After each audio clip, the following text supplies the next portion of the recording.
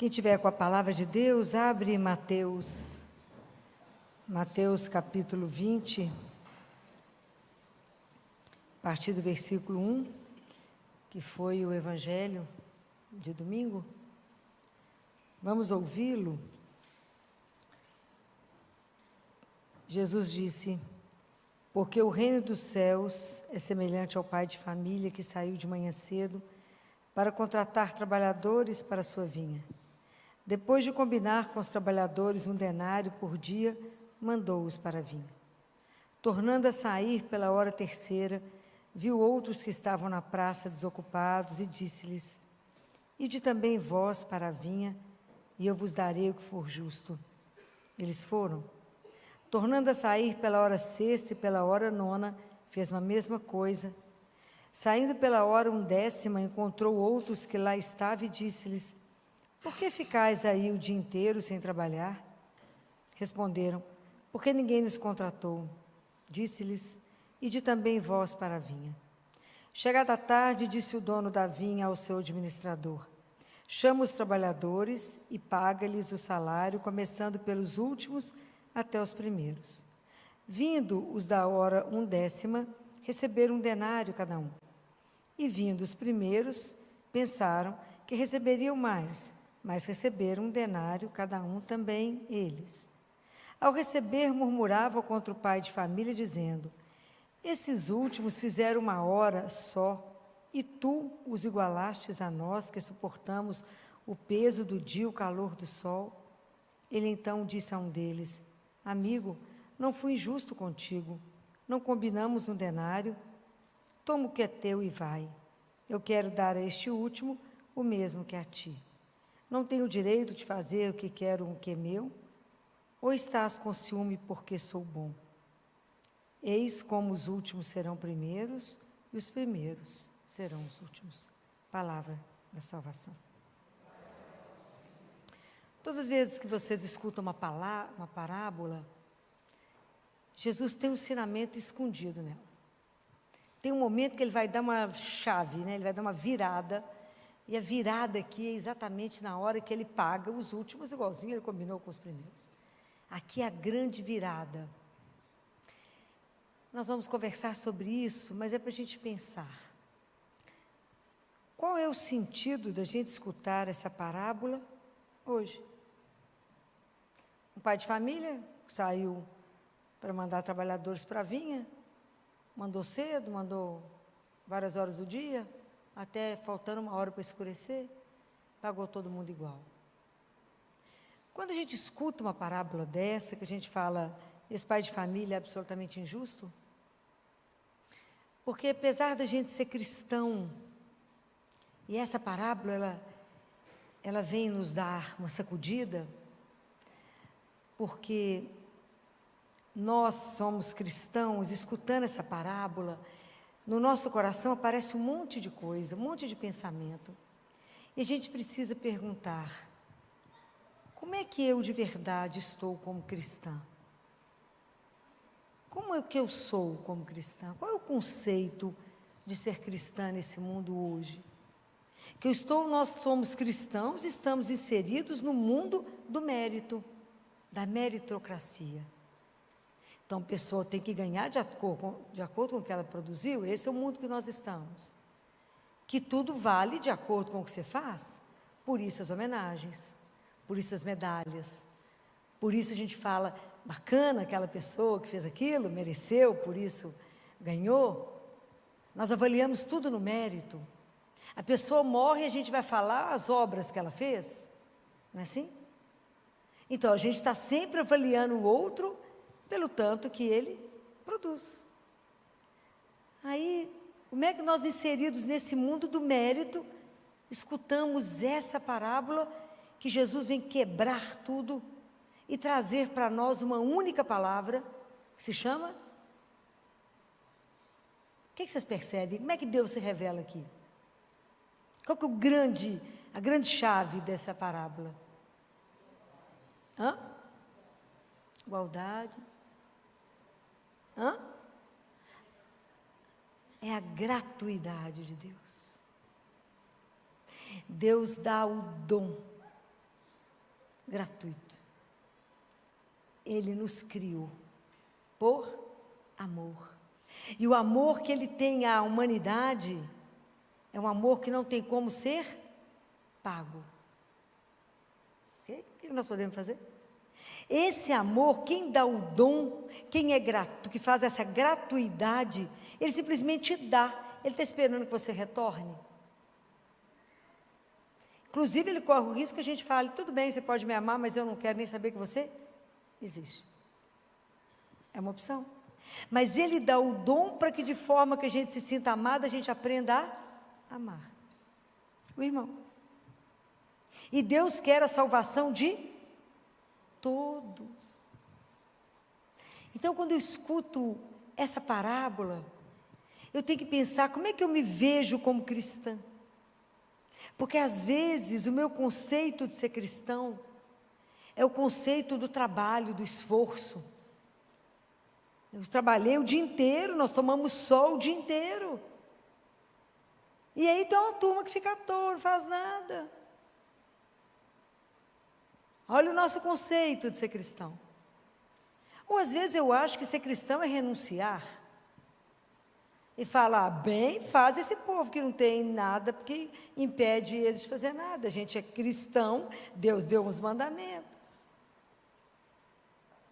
A gente corre um risco imenso de reduzir e fazer também na religião a meritocracia e achar que porque nós temos ou fazemos alguma coisa, Deus nos deve alguma coisa. É a religião do ego, do farisaísmo. Nossa, mas eu faço tanta obra, gente, tanta coisa bacana. Então Deus vai fazer para mim também. Ele tem que me pagar. Eu estou falando alguma coisa que vocês não estão entendendo. Vocês não veem isso todo dia. Mas como que eu, que pago o dízimo, tenho grupo de oração, faço, aconteça, rezo o texto, vou à missa, aconteceu isso comigo? Ó, Deus está me devendo o quê? Está vendo como é que até na religião, a gente vai fazendo a religião do ego? Isso é um perigo. É um perigo.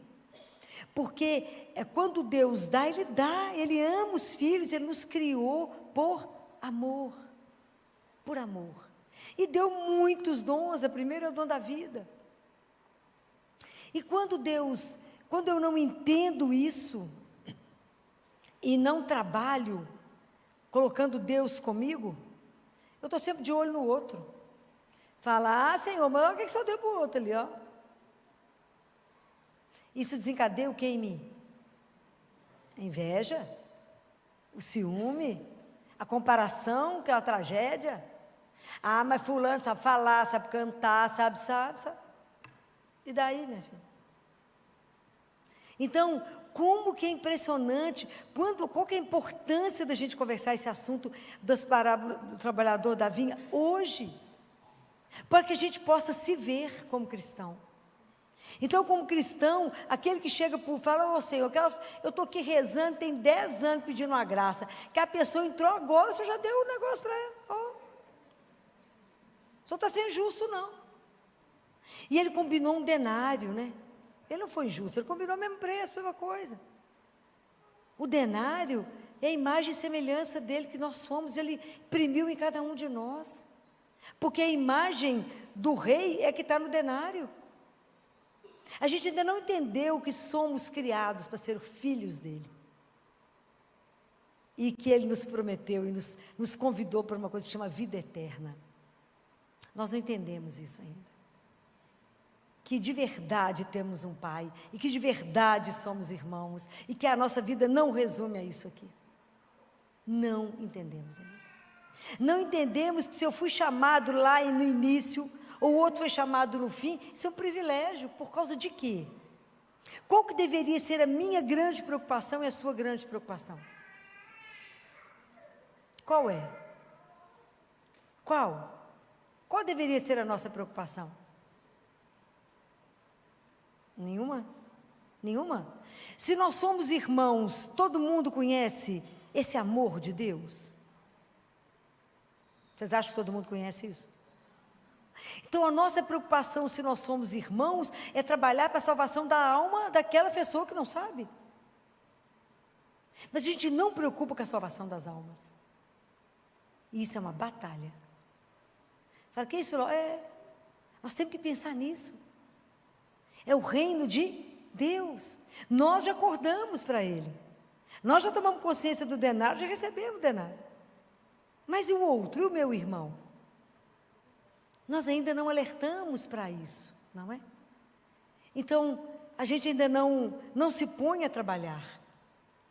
Quando Jesus, Nossa Senhora e São José perderam Jesus por 3 dias, não gosto nem de pensar no sofrimento, nem dela nem dele, que perdeu ele por 3 dias. Somente as almas que já pecaram profundamente sabem o que é perder a Deus. E sabe da alegria que é poder vê-lo de volta, quando eles enxergaram ele, acharam ele no templo. Está em Lucas. O que foi que Jesus falou para a mãe dele e para o pai? Ela perguntou, por que vocês me procuravam? Por quê? Vocês não sabiam que eu tinha que estar preocupado com as coisas do meu pai?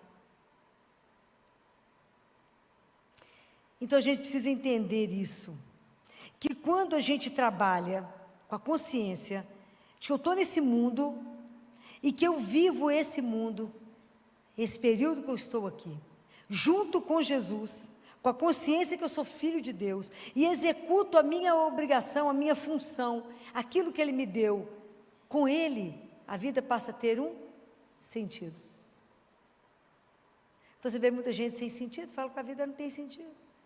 Mas a minha vida tem sentido a partir do momento que eu coloco a minha vida para Deus. E tudo que eu trabalho é junto com Ele. Seja dentro da sua casa, seja no seu trabalho, seja na empresa, seja onde você estiver.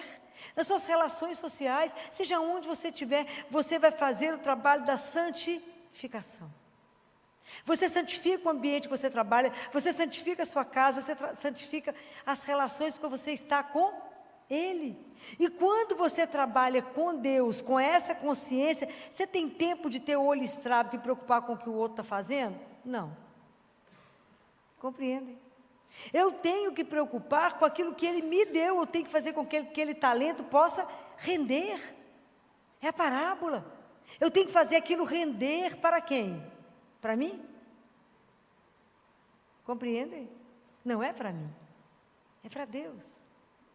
É diferente. Então, por que vocês me procuram? Não sabia que eu tenho que estar preocupado com as coisas do Pai? Já imaginou o dia que a gente acordar de manhã e de verdade estar preocupado com as coisas do Pai?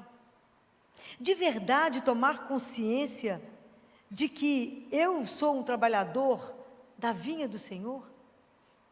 Que eu trabalho para que o reino de Deus aconteça?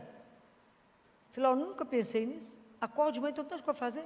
Menino para olhar, marido para resolver as coisas, trabalho para fazer, vou lá prestar atenção que isso é o reino de Deus. Sim.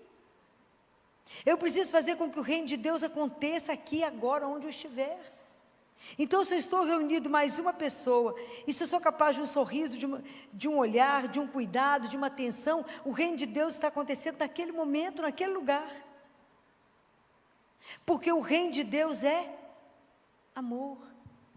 Deus é amor e gratuidade. Então, se eu tenho um gesto assim, o reino de Deus acontece nesse lugar, nessa hora. É assim que as coisas vão trabalhando. Compreendem? É dessa forma. Então, nós precisamos de estar de verdade preocupados. Acordar de manhã e falar, eu tenho que estar atenta com aqueles que ainda não despertaram, com aqueles que ainda não têm Deus como centro de verdade da vida. E que não correspondem, porque Deus não está preocupado se eu vou corresponder ao amor dEle. Porque Ele não consegue ser outra coisa a não ser amor. Deus sempre vai dar. Ele sempre é esse ato de bondade.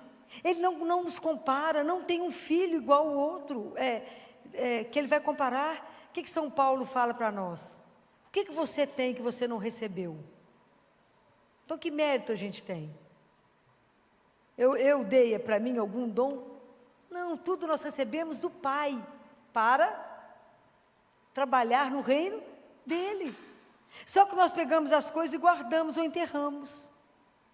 Ao contrário, eu tenho que falar: Senhor, o Senhor me fez e me colocou. Na verdade, a nossa grande missão é ser filho de Deus. O nosso caminho de santificação é a nossa profissão. É aonde você trabalha, é o seu caminho de santificação, mesmo que seja com moda, não é?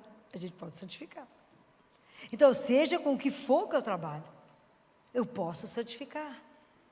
Como? Sozinha? Não, com Ele, porque sem Ele, parabéns.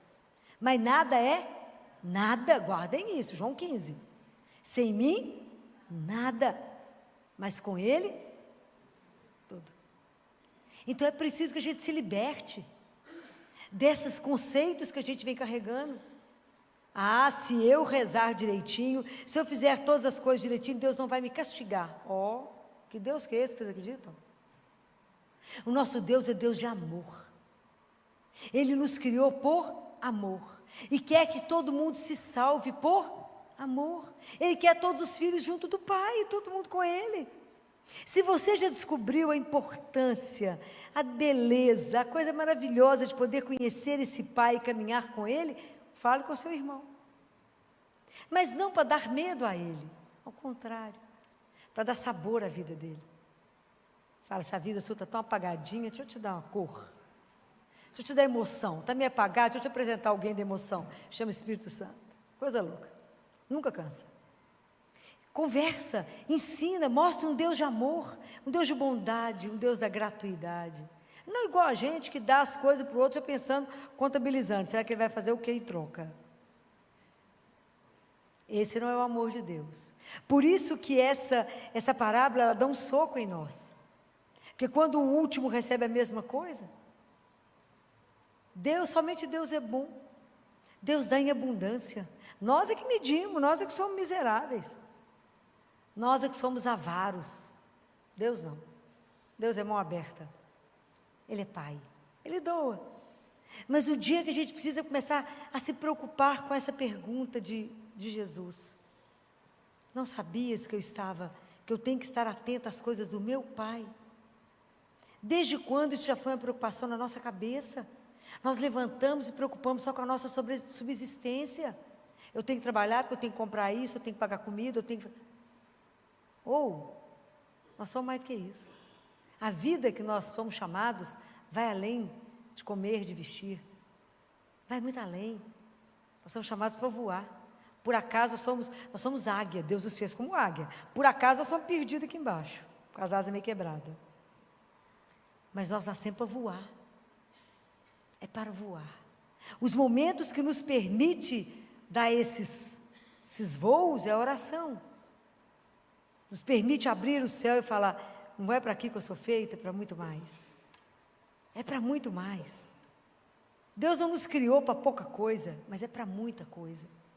Mas enquanto vocês não se convencerem disso, não experimentarem isso, vocês poderão ensinar isso a quem? Nós não podemos passar uma ideia de um Deus mesquinho, de um Deus que vai estar lá contabilizando tudo que eu fiz ou deixei de fazer. Não é esse Deus. Nosso Deus é amor, bondade, gratuidade. Ele combinou com todos nós que nos criaria para a vida eterna e que cada um de nós seria a imagem e semelhança dele. A imagem todos somos, a semelhança a gente é quando? Quando a gente se torna semelhante ao Pai.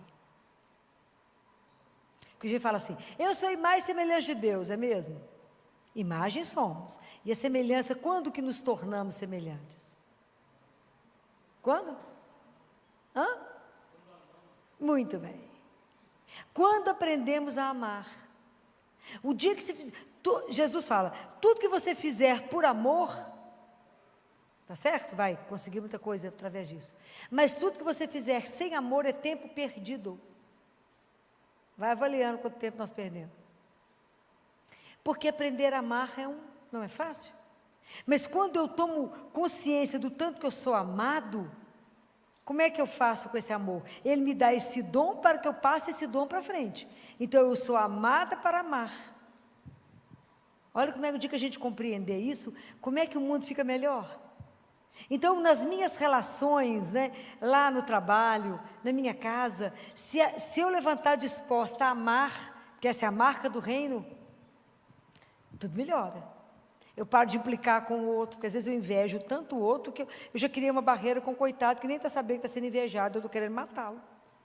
Estou com ciúme, que ele está prosperando, estou bravo porque ele é feliz, e vou morrendo dentro de mim, porque a inveja te corrói, ela te mata, te deixa irritado, mal-humorado. A pessoa te cumprimenta, você fala, nem responde. A pessoa fala, viu que dia lindo, não estou vendo nada bonito. Para que esse mau humor? Pela inveja. A pessoa que é amada, que carrega o amor, ela é de bem com a vida, ela é feliz, não se compara com ninguém, porque não tem Deus, não vai nos comparar. Diante de Deus, nós somos filhos, todos iguais, absolutamente iguais.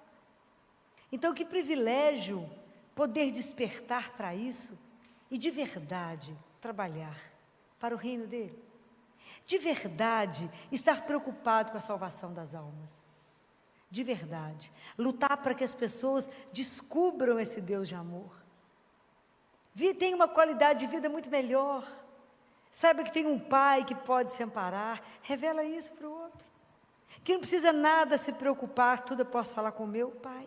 Que hora que eu for rezar, só contar para ele. Isso é rezar, isso é oração.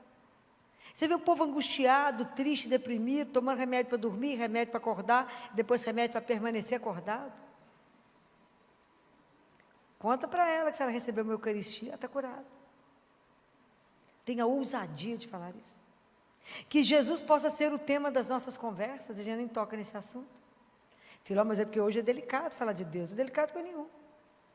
Porque a gente é um bando de cristão acuado. No dia que a gente levantar o peito e falar em quem cremos, a gente é que vai acuar o outro. Nosso Deus é vivo, Ele não é uma ideia. E Ele é o Senhor do universo. Esse é o Deus que cremos. Esse é o Deus que pôs você aqui hoje. Esse é o Deus que nos mantém de pé. Esse é o Deus que eu creio. Que eu falo e Ele escuta e age se a gente não atrapalhar Ele.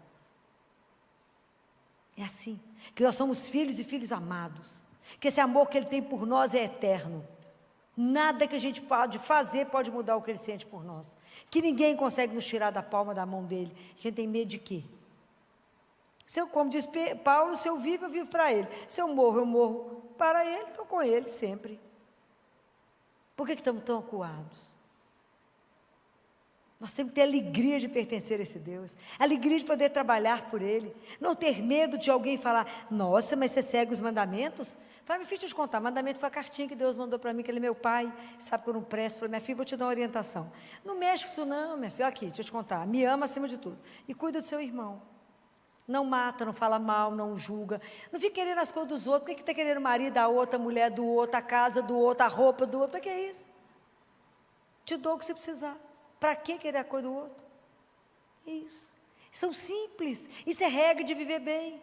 Presta atenção para você ver. Só os 3 primeiros referentes a Deus. O resto é tudo uns aos outros. Ele está me ensinando a ser feliz nesse mundo, a não arrumar confusão com ninguém e viver olhando para quem? Para Deus, mas preocupado com o irmão. Então a gente pisa no chão e olha para o céu. Pisa no chão e olha para o céu. Fala, Senhor, me ajuda a ajudar meu irmão. Como é que eu falo com ele para poder buscá-lo para o Senhor? O Senhor conhece ele, porque ele é seu filho. Me ajuda. Me ajuda a ter a atitude certa. Me ajuda a cuidar dele. Me ajuda a ver como é que ele se sente amado. Porque tem gente que se sente amado só levar um presente. Tem gente que se sente amado só dar um abraço. Tem gente que se sente amado só falar, nossa, o cabelo está lindo. Mulherzinha, então até muda de pose. É assim. Como é que eu vou atrair essa pessoa para o Senhor? Me ajuda. Não na falsidade, de forma alguma. Não é para mentir, mas me ajuda como que eu acho o caminho do coração dela, que o Senhor sabe. Me ajuda. Eu tenho que buscar esse povo para o Senhor. Esse povo aí, que o encardido está tentando pegar, não deixa que ele vença, Senhor. Que não vai vencer mesmo, porque Deus vencerá. Já venceu. Mas me ajuda a fazer com que, enquanto ela caminha, que ela caminhe melhor. Semana passada eu falei isso para vocês. É fantástico pensar que hoje pode ser o último dia. Tudo que a gente faz é melhor. Pode ser o último abraço, pode ser o último oi, pode ser a última coisa que eu posso dar para alguém, pode ser a última oportunidade de servir a alguém. Pode ser quando eu estou atendendo uma criança, eu falo, pode ser a última oportunidade de tirar a dor de alguém. Pode ser a última. Então, fazer bem feito, cuidar bem. Pode ser a última chance de dar alguma coisa para alguém comer e saborear. Pode ser a última. Comece a perceber como é que Jesus é delicado. Como é que ele vai pôr, nenhum dia você pode fazer o mesmo trajeto, ele não permite que repita. As pessoas que você encontra não são as mesmas. As oportunidades que ele te dá são únicas, é só naquele dia. Comece a prestar atenção nisso. Não perca a chance de falar de Jesus. Quando alguém fala, não, mas que animação tanto que você trabalha. E essa alegria que você trabalha. Vou ouvir me perguntar, o que você toma? Oh, corpo e sangue de Deus vivo. Dê à pessoa o desejo de querer. Desperta nela o desejo desse Deus que está sendo alcançado. Alguém te trouxe até Ele. Leve, busque alguém e ajude o outro a chegar até Ele. Às vezes a pessoa não sabe como chegar. Mas existe alguém que pode nos ensinar isso todo dia. Essa pessoa é ela. É Maria. Porque ela escutou ele falando isso. Ela sabe que a gente precisa se preocupar com as coisas do Pai. Ela viu aquele menino crescer. Ela é testemunha ocular de ver aquele menino crescer preocupado com as coisas do Pai. Então hoje eu quero encerrar pedindo a ela que quando ela perceber que a gente distraiu da missão, que é uma honra poder servir ao Senhor, é uma honra, que ela, quando perceber que ela é mãe, conhece cada um, quando ela perceber que a gente distraiu e que o mundo está nos chamando muito mais, e que nós estamos muito mais preocupados em ser elogiado, aplaudido, ter méritos diante do mundo, a gente ainda está tão preocupado em acumular as coisas aqui, apesar de você ver que vai deixar todas aqui, tudo vai ficar. Então, quando ela perceber que a gente está sendo seduzido, esquecendo das coisas de Deus, que ela chegue no nosso ouvido, sabe? Com aquele jeitinho dela manso, né? E puxe a orelha, mas daquele jeito delicado dela. E fala, não se esqueça, não se esqueça, que o tempo que você está trabalhando não é seu. Esse tempo que Ele te deu não te pertence. O tempo que Ele te deu para trabalhar na vinha é dele. Esse tempo pertence ao nosso Pai que está no céu. Ave Maria, cheia de graça, o Senhor é convosco.